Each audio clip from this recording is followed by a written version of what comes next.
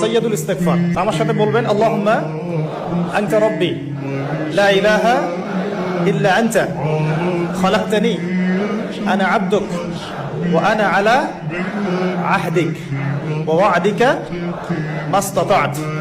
আউযু বিকা মিন শাররি মা সানা'ত আবুউ লাক বিনি'মাতিকা আলাইয়া ওয়া আবুউ বিযানবি ফাগফির লি فإنه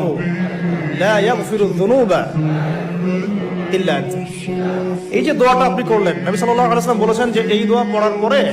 যদি কেউ সকালে পড়ে রাতের আগে মারা যায় জান্নাতে চলে যাবে, রাতে পড়ে সকালের আগে ইন্তেকাল করলে জান্নাতে চলে যাবে। সৈয়দুল ইস্তিগফার আমার সাথে বলবেন আল্লাহুম্মা আনতা রাব্বি লা ইলাহা